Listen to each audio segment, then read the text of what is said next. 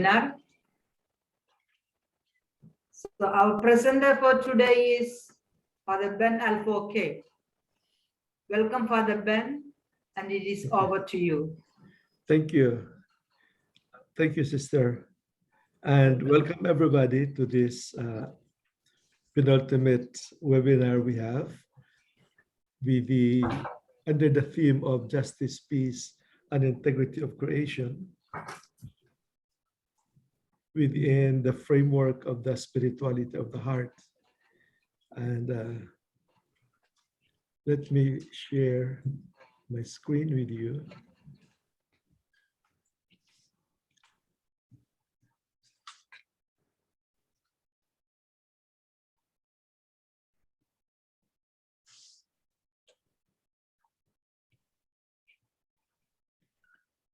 Okay.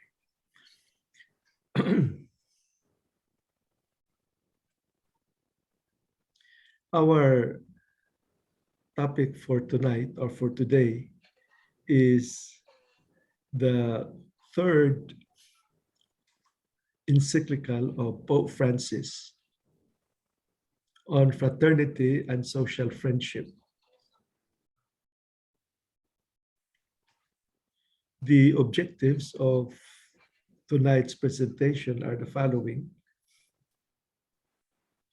to introduce the study on Fratelli Tutti, to know the place of Fratelli Tutti in our mission of justice, peace, and integrity of creation, and to be able to see the relationship of Fratelli Tutti and the spirituality of the heart, and probably also have a glimpse of the relationship of all the encyclicals of Pope Francis and the spirituality of the heart.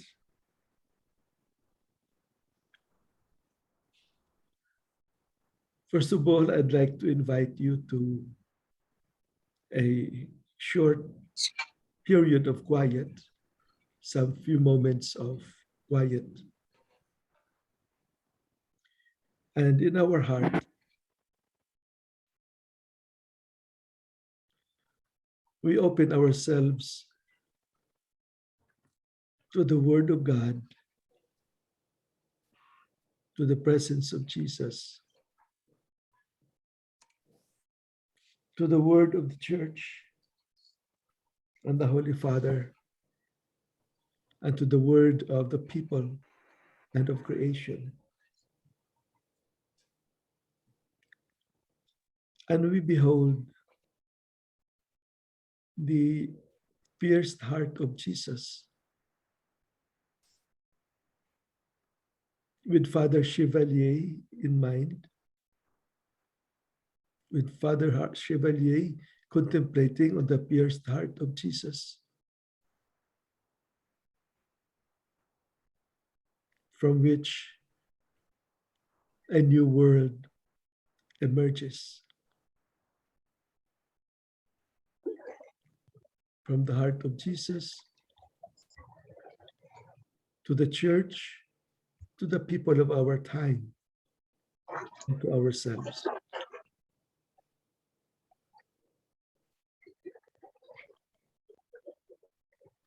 Glory be to the Father, and to the Son, and to the Holy Spirit. As it beginning, is now, and will be forever. Amen. So we take note, as we listen with our heart, we take note at the different encyclicals of Pope Francis.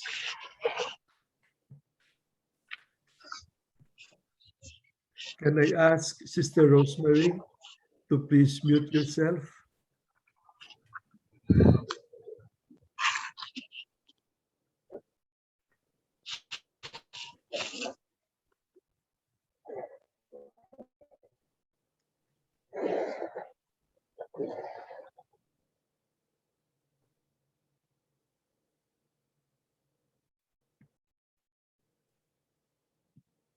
Okay, very good. And Pope Francis began his papacy with a papal encyclical, Lumen Fide, the light of faith.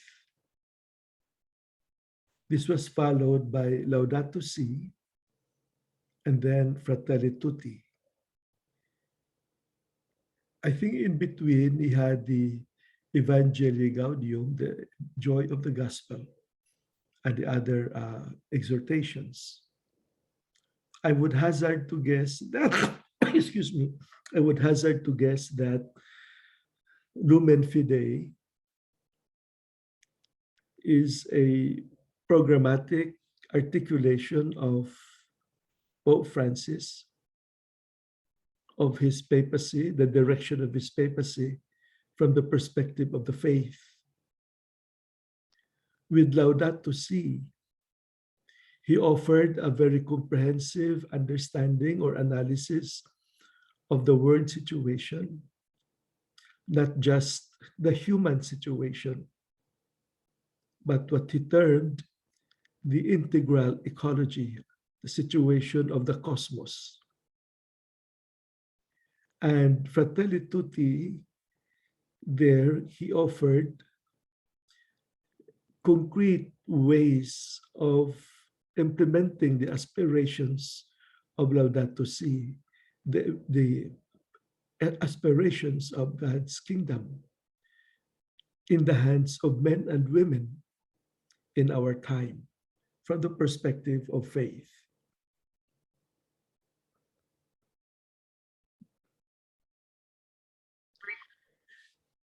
So in the introduction of Fratelli Tutti, Pope Francis says that it is a new way of life. It's a document that would articulate a new way of life, marked by the flavor of the gospel, inspired by St. Francis of Assisi. It will describe a love that transcends the barriers of geography and distance, because it will proclaim friendship and social relationship, social dialogue. Francis felt himself a brother to the sun, the sea, and the wind, yet he knew he was even closer to those of his own flesh. I think this is a very significant statement of Pope Francis when he had a reflection on St. Francis of Assisi, that while St. Francis of Assisi had found affinity and brotherhood and sisterhood with the sun, with the sea, and the wind, yet he knew that his immediate companions are those of his own flesh. We are the immediate companions in this totalizing relationship of fraternity and sorority of all creation. And that is why Pope Francis describes this inspiration as an inspiration without borders. And he used this theme in order to describe the visit of Saint Francis to Sultan Malik el-Kamil in Egypt. He did not go there conscious of his origin, of his nationality, color, or religion. He did not go there in the midst of a conflict situation, trying to solve the conflictive situation by more conflictivities. He did not wage a war of words. He simply spread the love of God. And Pope Francis articulated the motives of this, the writing of his encyclical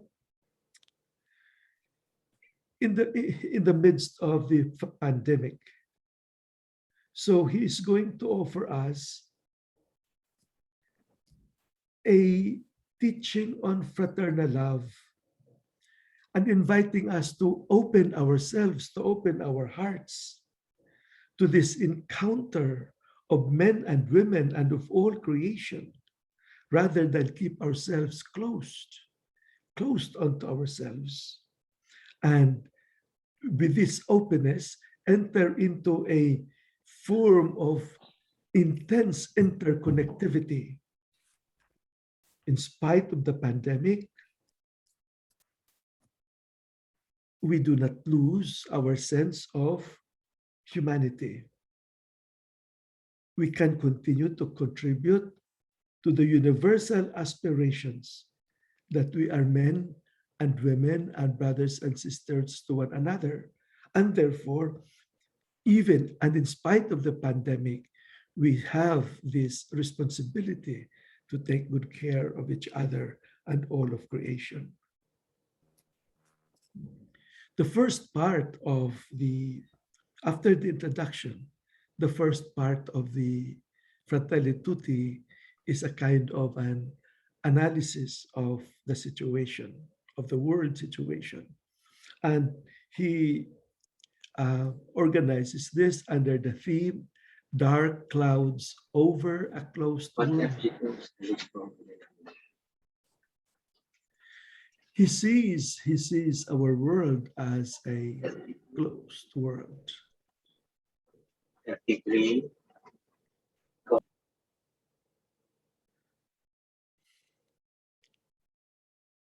And there are dark clouds hovering in this closed world. And he said, for example, the world is being opened up economically and politically. We are asked to open up our borders. But actually opening up our world meant closing it to the exclusive foreign interests. And that's a kind of a contradiction. You open up the world for all, but only a few is actually owning the world and closing the world to exclusive foreign interests. And then he said, today, there is more possibility of integration. But what happens is that instead of integration, understanding each other, we are into disintegration because of the interest, the selfish, egoistic interests behind our social relationships. So that what we are having is a situation where we have neighbors, but we don't have brothers. We know that somebody is living next to our door, but she is not our brother or our sister. And he also further said that this is also the period, and this is significant for Francis, especially when he talks of our era, our period today, our epoch today, as a change of era, and not just a time of change, but a change of era. The end of historical consciousness. There are attempts to forget what happened in the past. A deconstructionism is taking place. And what is taking over the moment we deconstruct history by the means that are in our hand, we fall into cultural colonization, meaning to say a few powerful countries are able to control our way of life. And he says, there is a plan for everyone. There's so many people now who are excluded, who are left behind in this era of dark clouds over a closed world. The shattered dreams. People have dreams of making life better before, but now these dreams are shattered. And we have also cultivated a throwaway world, a throwaway culture. And here, Pope Francis is not just saying throw away of things, like when we don't use them, we throw them away, but also throwing away human beings. You know, children have become obstacles to the aspirations of parents. Therefore, throw away the children.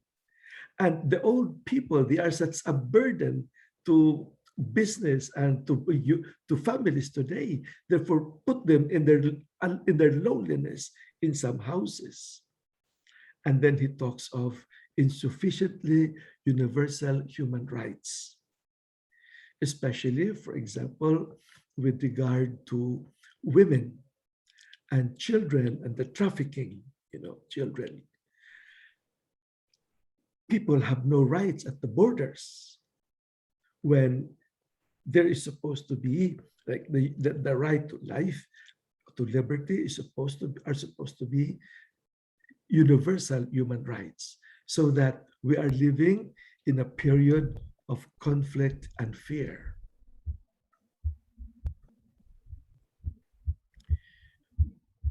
Further, he describes our closed world with dark clouds, where we experience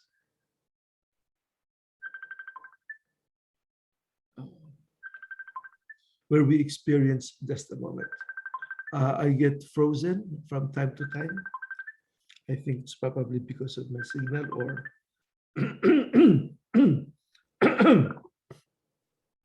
globalization and progress without a shared road map, a globalized indifference. I would like to suggest that when we listen to this, the language of Pope Francis, we also listen to the language of Chevalier. Globalization is an integration of the world economy into one single economy.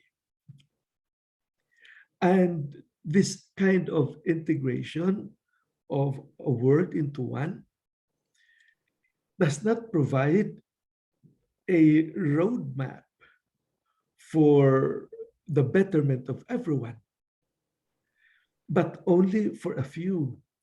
And therefore, when majority of the people are not able to join this globalization, we will also have this attitude of what he calls a globalized indifference. People do not care, or a few people there is an attempt that few people, because of their desire to save themselves, to eke out a living in this situation, that they become indifferent to one another because their concentration is on themselves. And then, of course, he talks of the pandemics and other calamities of history.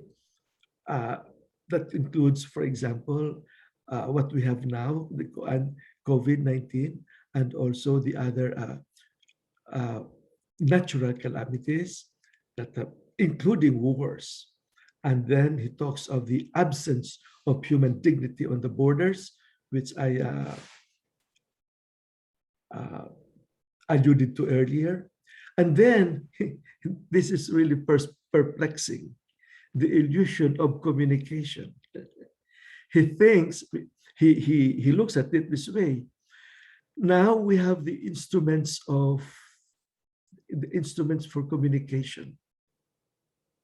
And yet we think that we are communicating, when actually we are not. For example, when we use the gadgets to communicate to others, what do we communicate? We communicate either false news or fake news, or the things that we like about ourselves, but we do not communicate the person that we are, the concerns that we have. We are not communicating the truth. And he talks of shameless aggression, the fanaticism that is happening in our world, especially in political leaderships and in certain groups that promote violence and ideologies that are harmful to the people, and information without wisdom. And here, I think it's very good for us to probably look into this very, very profoundly. Like we get so many data, so many facts, but we don't allow ourselves to go into the facts in order to have an insight. And then forms of subjection and self-contempt. The when we in our dealing with others and with the whole of creation in this time, when we experience there is an economic prosperity proposed by a few among developed nations, but they do not they are not shared by the other nations. They do not help in the development of other nations. And and the development of of developed countries go beyond just material development. They go to the extent of disrespecting the cultures of other nations. And that promotes a feeling of an identity of self-contempt, both for the victim, for the victimizer and for the victim. However, Pope Francis says, in all these things, there is hope, because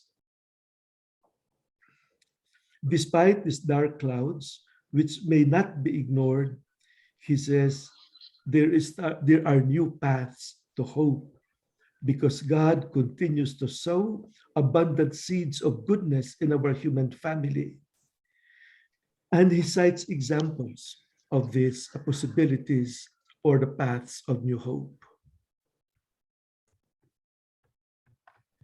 Now, he proposes a biblical reflection after looking at the world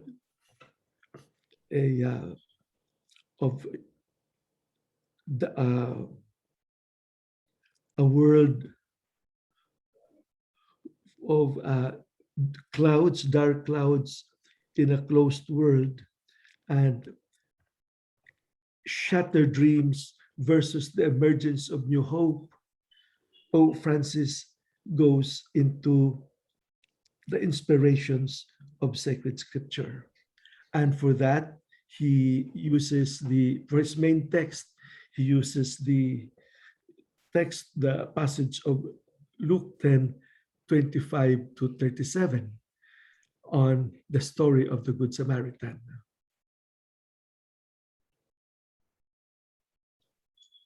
Okay. We just have got some messages there. So from time to time, I have to stop to see what the messages are.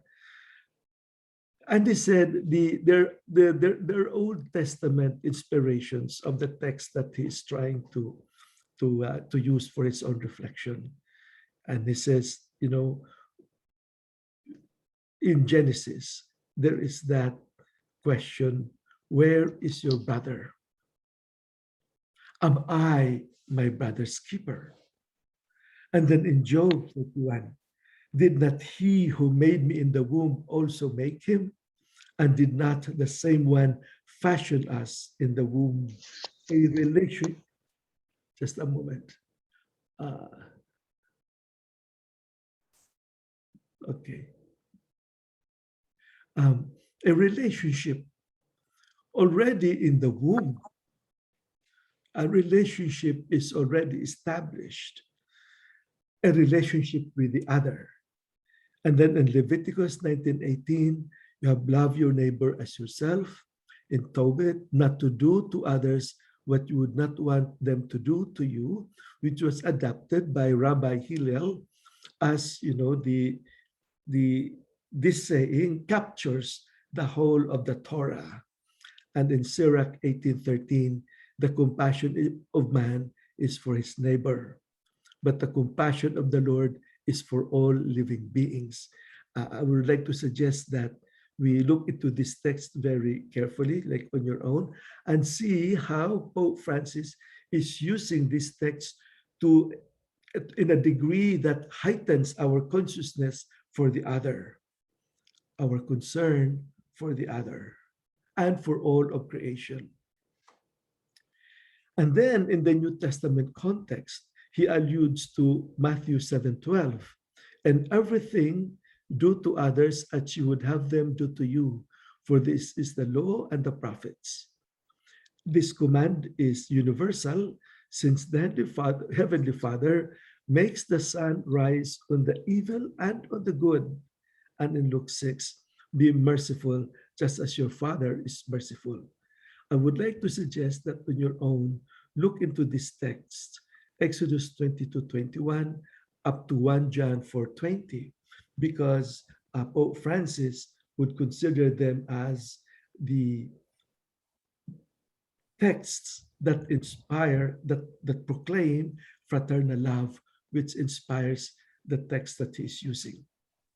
St. Paul, according to him, recognizing the temptation of the earliest Christians to form close and isolated groups, urged his disciples to abound in love, because the call to love could be misunderstood as a group affair, an exclusive affair of certain groups.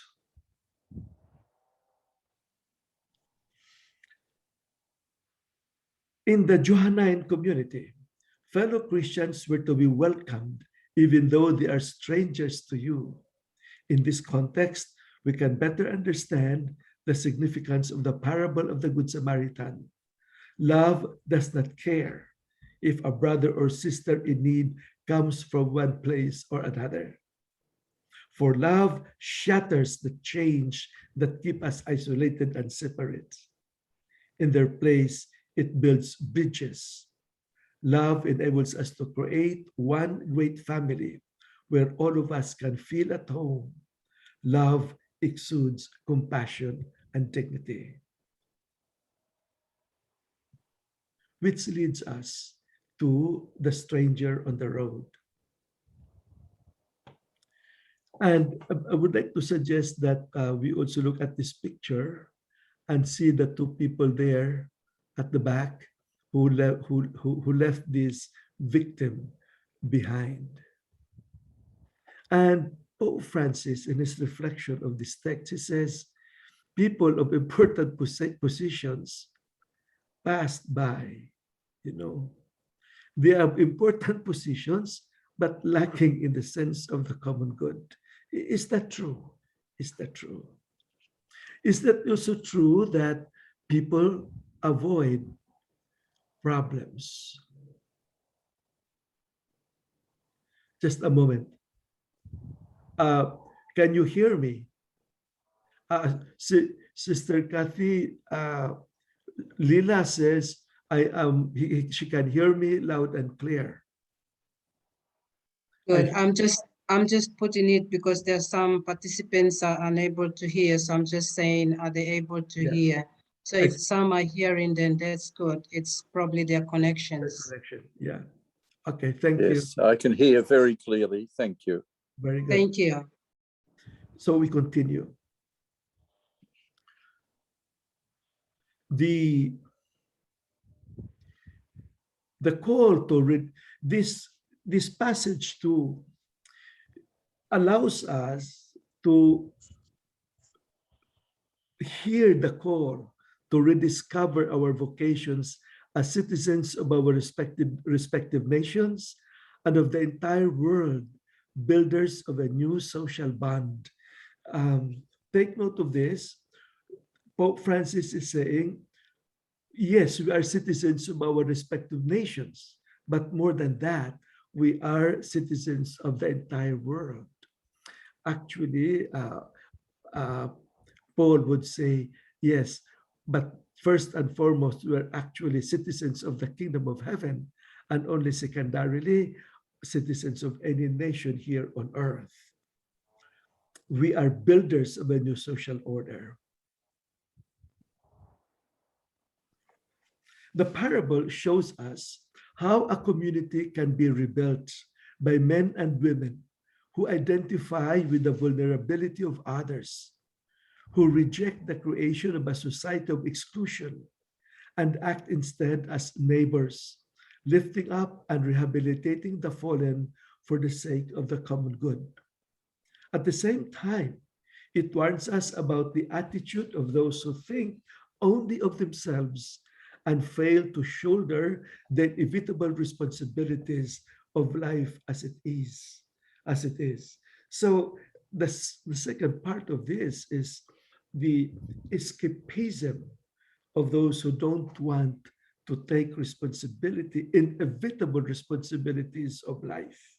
They only think of themselves and fail to shoulder that. They isolate themselves, whereas the first part of that statement talks of the parable as one that builds a community of men and women who identify with the vulnerability of others, who reject the creation of a society of exclusion and act instead as neighbors. It speaks to us of an essential and often forgotten aspect of our common humanity. We were created for a fulfillment that can only be found in love. And this is a very strong point of the whole encyclical. The foundation of love. We cannot be indifferent to suffering. We cannot allow anyone to go through life as an outcast. Instead, we should feel indignant, challenged to emerge from our comfortable isolation and to be changed by our contact with human suffering. That is the meaning of dignity. This is very profound, I think.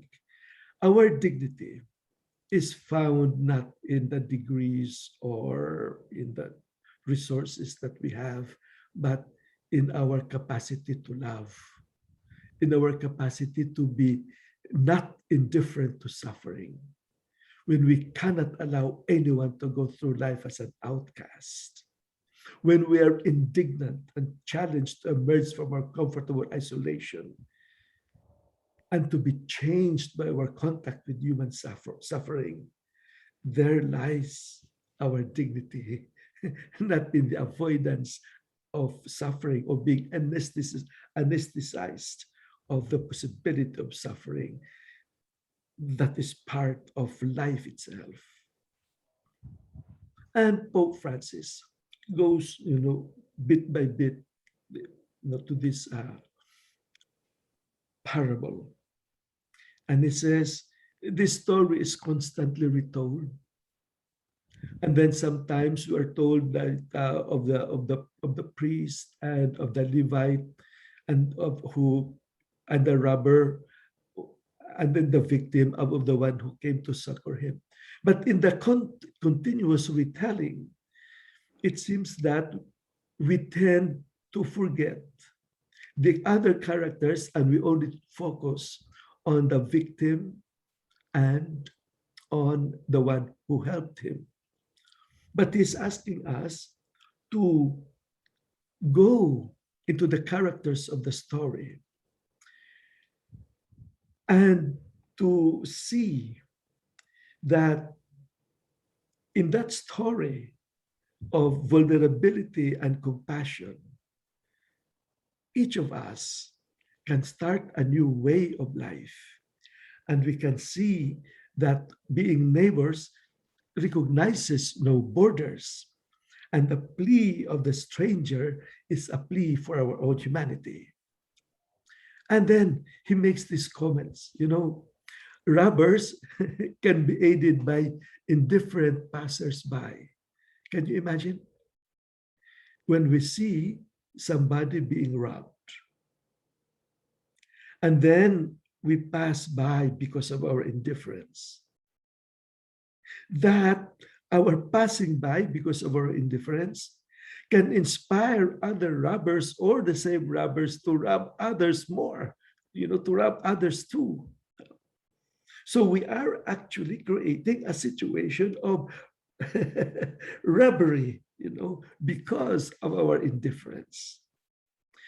The indifference, the poor are beyond the scope of the passersby. We cannot see the poor, we cannot see the victim because we are just, passing by. And with the character of the Levites and of the priest who believed in God, Pope Francis says, belief in God does not ensure that we are living a life pleasing to God. If belief in God blinds us, makes us indifferent to the victim, then we probably are missing the heart of God and the salvation and the compassion that is in the heart of God. And Pope Francis says, in our humanity, we are all the characters in the story of the Good Samaritan. We are victims. We are robbers. We are the priest and the Levite.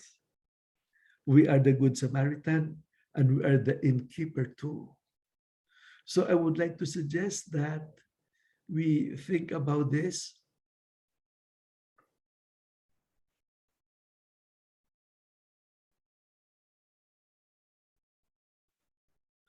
Yes.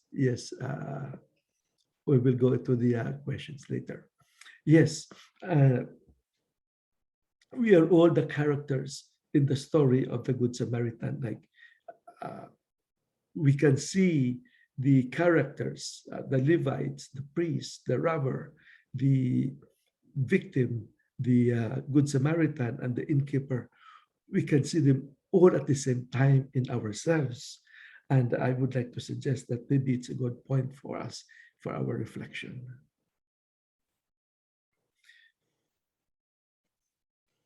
Today, with our developed spirituality and theology, we have no excuses. Still, there are those who appear to feel encouraged or at least permitted by their faith to support varieties of narrow and violent nationalism, xenophobia and contempt, and even the mistreatment of those who are different. Faith and humanism, it inspires, but must maintain a critical sense in the face of these tendencies and prompt an immediate response whenever they rear their head. And the third part of the Fratelli Tutti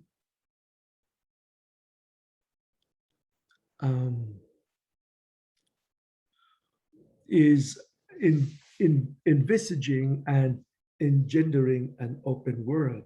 Now, it's now a movement from a closed world, an invitation now to an open world.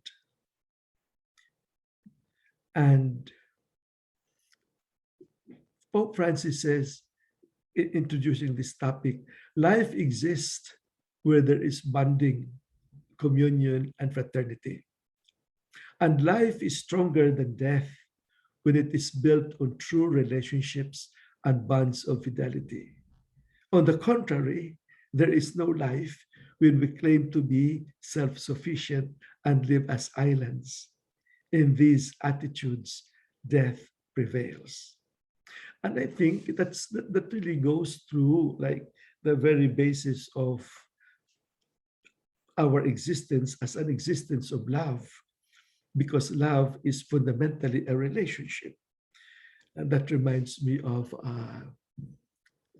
Father McGuire's statement that when we pray only for ourselves, we go to heaven because our personal relationship with God is it's a kind of prayer that springs from egoism and narcissism. Because prayer is supposed to be an act of love, a relationship with others. Okay.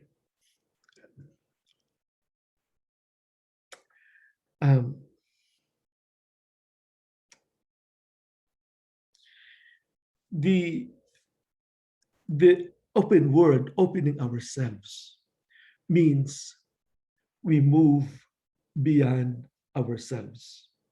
In the depths of every heart, love creates bonds and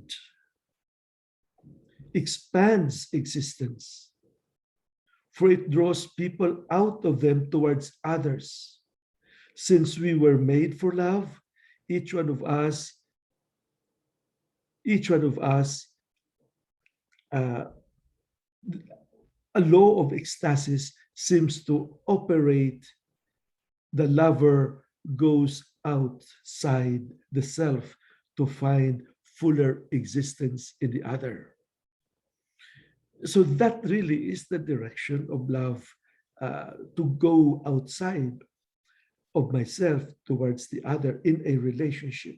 But many communities living in desert areas developed a remarkable system of welcoming pilgrims as an exercise of the sacred duty of hospitality, as an expression of love, as seen by the examples of, for example, the desert communities in the development of their spirituality.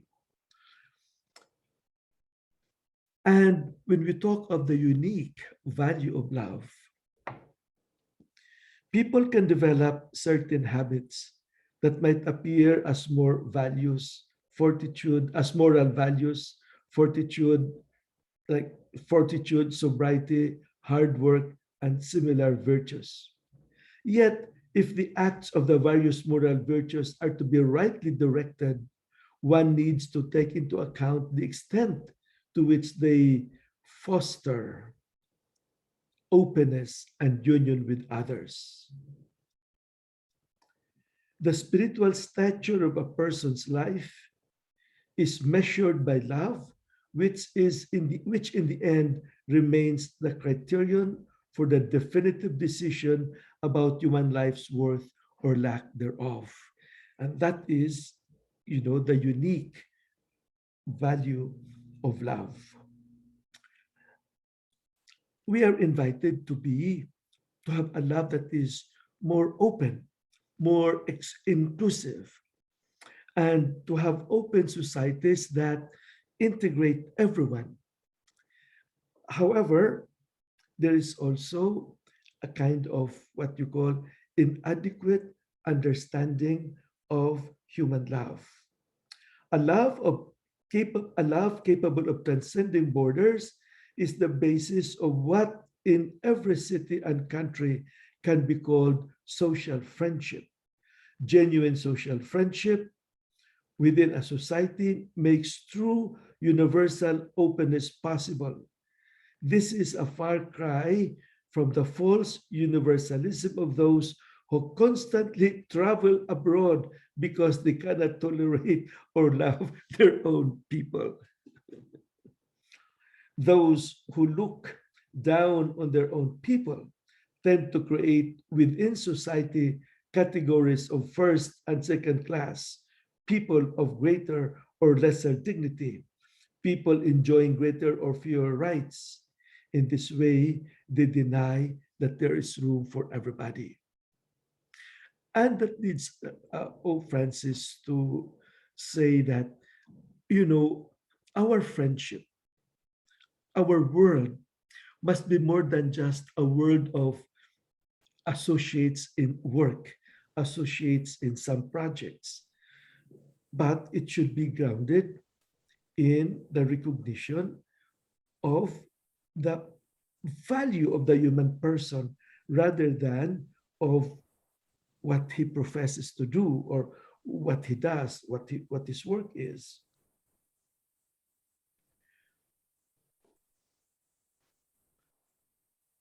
The man on the roadside, bruised and abandoned, was a distraction, an interruption from all that one needed to do. But in any event, while he was a nobody, the Good Samaritan transcended these narrow classifications. He himself did not fit into any of those categories. He was simply a foreigner without a place in society, free of every label and position. He was able to interrupt his journey, change his plans, and unexpectedly come to the aid of an injured person who needed his help. And then fraternity. Liberty, equality, and fraternity should be taken together. The absence of one makes the other invalid and meaningless. And Pope Francis talks of equality not as an abstract and not as an abstract proclamation. Instead, he says, it is the result of a conscious and careful cultivation of fraternity. Those capable of being associates created closed worlds. Within that framework, what place is there for those who are not part of one's group of associates, yet long for a better life for themselves and their families? Individualism does not make us more free, more equal, more fraternal. Especially if you say, oh, I will keep my privacy,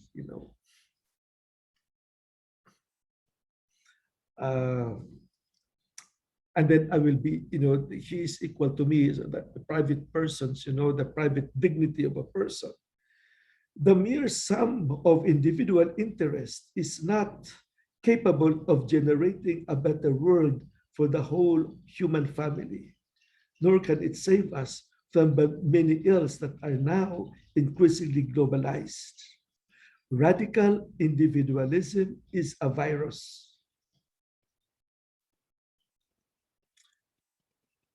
But universal love promotes persons and promotes the moral good.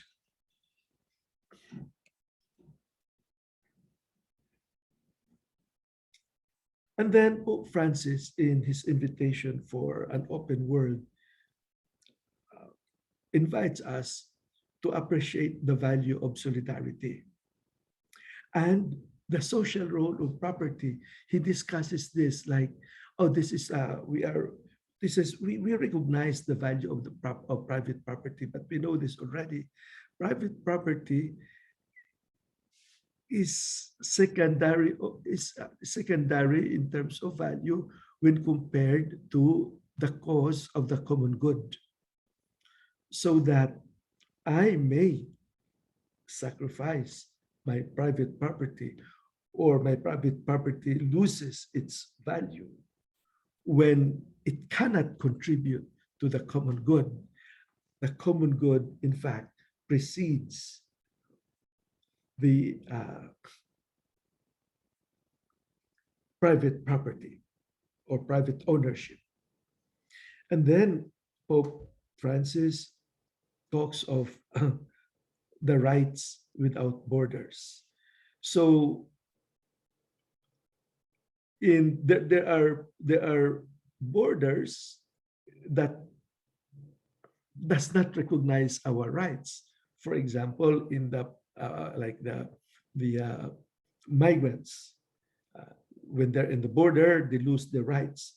But Pope Francis says, no one then, because of this openness to the world and the primacy of the common good over private property, no one then can remain excluded because of his or her place of birth, much less because of privileges enjoyed by others who were born in lands of greater opportunity. Because the whole land, the whole world is supposed to be the world for all, open to us all for the common good. And the rights of people must be respected everywhere at all times. Nowadays, a firm belief in the common destination of the earth's goods requires that this principle also be applied to nations, their territories, and their resources.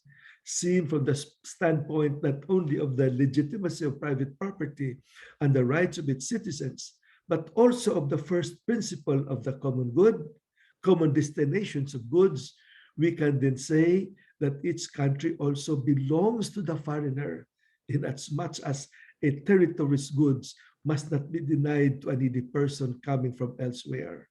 As the bishops of the United States have taught, there are fundamental rights that precede any society because they flow from the dignity granted to each person as created by God.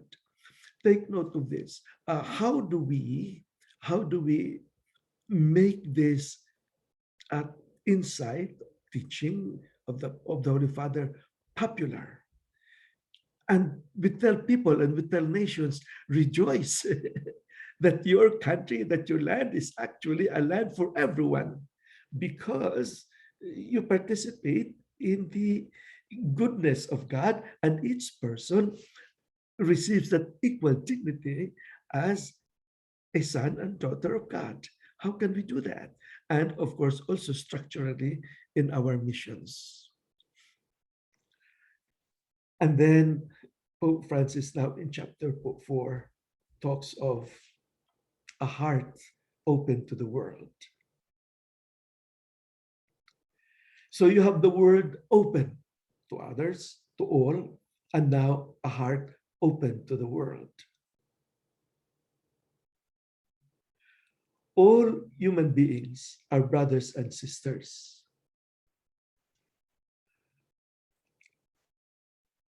Complex challenges arise when our neighbor happens to be an immigrant.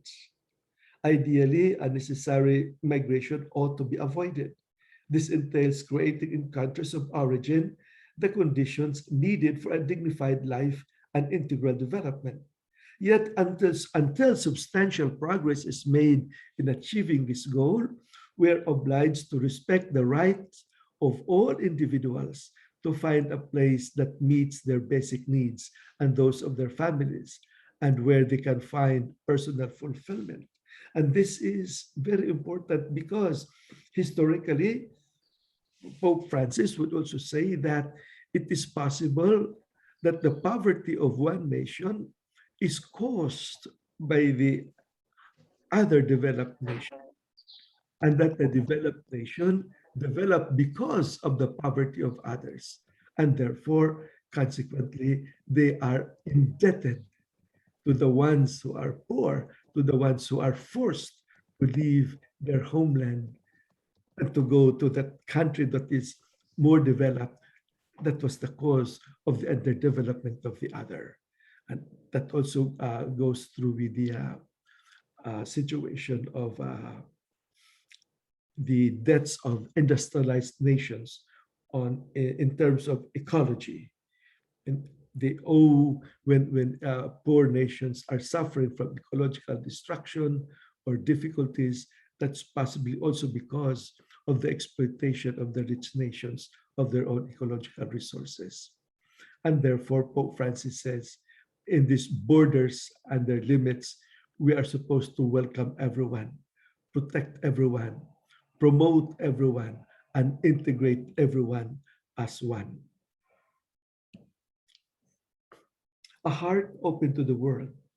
In response to those who are fleeing grave humanitarian crisis, as examples, we may cite increasing and simplifying the granting of visas, adopting programs of individual and community sponsorship, opening humanitarian corridors for the most vulnerable refugees, providing suitable and dignified housing, guaranteeing personal security and access to basic services, ensuring adequate consular assistance and the right to retain personal identity documents, not to be considered illegal, equitable access to the justice system, the possibility of opening bank accounts and the guarantee of the minimum needed to survive, freedom of movement and possibility of employment, protecting minors and ensuring their regular access to education, providing for programs of temporary guardianship or shelter, guaranteeing religious freedom,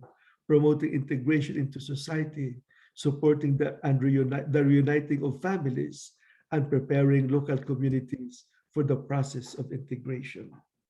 I think these are certain ministries that Laudato Si and that Fratelli Tutti is proposing to us in a heart that is open to the world. When the heart is open to the world, it is open to all these kinds of welcoming, welcoming relationships and welcoming processes. And Pope Francis says there is actually an exchange of gifts, a fruitful exchange, when one country or one nation is enriched by the other. When people of different nationalities come together, they actually enriches each other. They do not impoverish each other. A gratuitousness open to others, the ability to do some things simply because they are good in themselves without concern for personal gain or recompense. And then he talks of, at the same time, even though this is kind of an universal phenomenon and there is an exchange that is happening, still there's also the local flavor. I think we can simply say, what is really happening in the concrete, in the local situation. Some people would say, the inculturation, the actual encounter, the eating of food together, working together, appreciating each other's uniqueness. And then there is the universal horizon. A global society is not the sum total of different countries, but rather communion that exists among them, starting with our region, going towards, a universal appreciation, a universal horizon, opening our hearts to the world. And I would like to suggest that we also take this to heart. The universal horizon is not the sum total of different countries, but the communion that exists among them. It is much, much deeper. Now, the fifth part of his Laudato Si, Fratelli Tutti, is the phenomenon of the political order and the need for a better kind of politics. I think at this stage, the time now I have is 2:30, 2:28. Before I enter into this topic, I think we probably could have a short break, about a 5 minutes, 10-minute break. I wanted you to go to a group discussion, but maybe we can do that shortly after. But if you have some questions or reflections, we can type them. You can write them on in the chat box, which we will look into after the break. So for now, we will have a break of